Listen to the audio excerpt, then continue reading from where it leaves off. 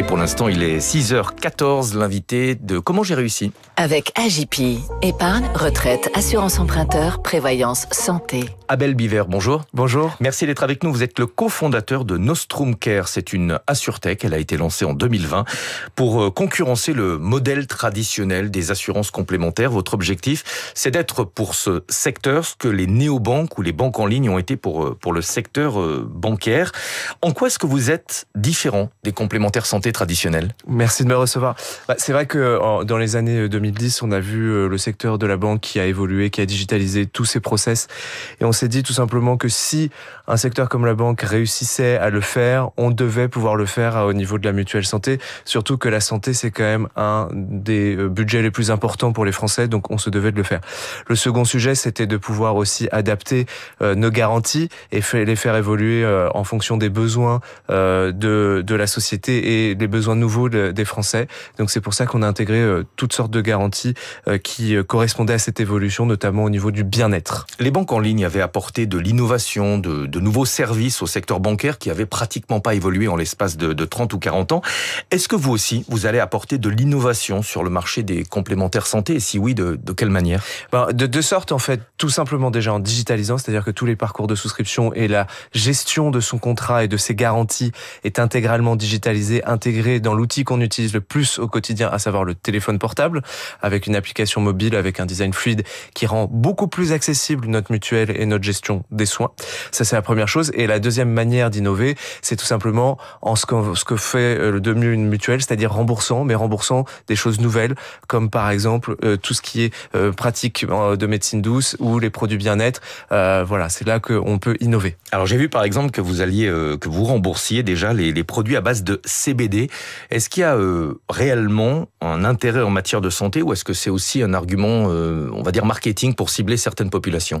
C'est pas une folie de notre part. On sait que le CBD a quand même des effets positifs sur la gestion du stress. On va préciser les produits à base de cannabis. Voilà, les produits à base de cannabis qui sont extrêmement réglementés. Donc à ce niveau-là, on est assez serein là-dessus. Le sujet, c'est comment est-ce qu'on intègre des produits qui nous permettent d'être inclusifs. Le CBD va fonctionner chez vous, pas chez moi. D'autres produits bien-être vont fonctionner chez moi et pas chez vous. L'idée, c'est pas d'exclure, mais d'être vraiment très inclusif. Mais quel est l'intérêt ? Est-ce que ça permet de réduire par ailleurs certaines dépenses, je sais pas, chez les psychologues, les psychiatres ? L'intérêt, c'est de prendre en compte et non plus de prendre en charge. C'est une étape au préalable, c'est-à-dire vraiment ne pas attendre que ça aille mal, mais faire de la prévention et éviter que l'on arrive à des situations dramatiques de stress, de dépression ou alors tout simplement tout ce qui va être des maladies chroniques qui auraient été développées alors qu'on aurait pu les prévenir bien avant. Dans votre cible, il y a notamment ceux qui sont un peu les oubliés des mutuelles traditionnelles. Vous visez notamment les travailleurs non salariés. Oui. Ça, c'est un trou dans la raquette ? C'est un trou dans la raquette au même titre que les freelances, les étudiants, toute cette population-là qui n'est pas couverte par une mutuelle obligatoire et qui se trouve aujourd'hui en fait un peu libre face à sa destinée et donc du coup on doit pouvoir leur proposer des garanties santé qui soient vraiment à la hauteur de leurs attentes et de leurs besoins. On va parler argent, vous êtes dans la matinale de l'économie. Est-ce que vous êtes moins cher que les mutuelles traditionnelles ? On est à peu près au même coût. On arrive à être au même coût alors que on propose beaucoup plus de garanties que les mutuelles traditionnelles. On a un réel effort au niveau aussi de l'application mobile en intégrant des services supplémentaires. Donc voilà, on a vraiment tout intérêt à venir. À peu près au même tarif, est-ce que vous remboursez aussi bien, sinon mieux, que les mutuelles traditionnelles ? Alors au niveau des garanties traditionnelles, c'est-à-dire vraiment de la santé pure, on est vraiment au même niveau. C'est-à-dire que on va retrouver à peu près les mêmes gammes, des entrées de gamme, des gammes plus élevées, avec des remboursements qui sont évolutifs au niveau des soins courants, donc c'est-à-dire la médecine de ville, les médecins spécialistes. L'hospitalisation est un point fort chez nous.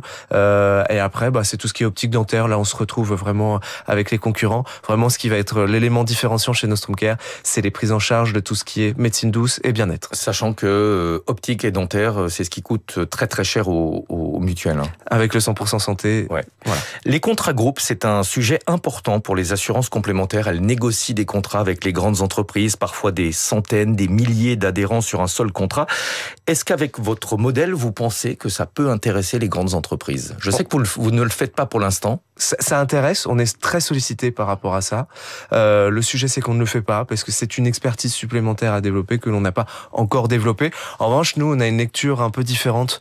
On est en train de sortir la surcomplémentaire santé parce qu'en fait, on voit un phénomène qui fait que les mutuelles obligatoires couvrent un peu moins bien que les mutuelles comme les nôtres, par exemple, au contrat individuel. C'est normal, les entreprises essayent de réduire un peu leurs charges.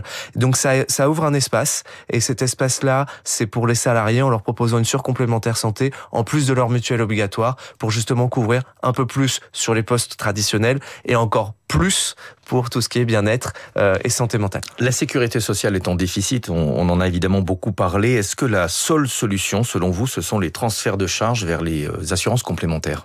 Moi, j'y crois. Après, il faut qu'on le fasse ensemble avec eux, main dans la main, que l'on prépare tous ces transferts de charges de manière à être collectivement responsable de cette situation.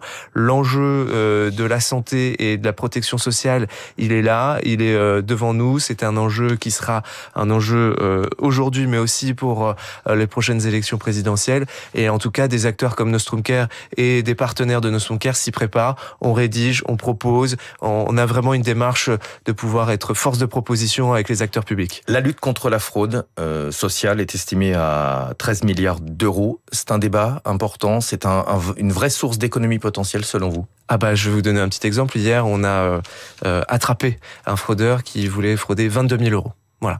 Donc sur des volumes tels que les nôtres, c'est énorme. Des volumes même des plus gros groupes, c'est énorme. C'est un débat, c'est-à-dire qu'on arrivera à économiser beaucoup d'argent au niveau de la sécurité sociale, mais aussi, nous, l'impact, c'est de sécuriser nos adhérents, nos clients. C'est-à-dire que 22 000 euros, c'est 22 000 euros en moins dépensés.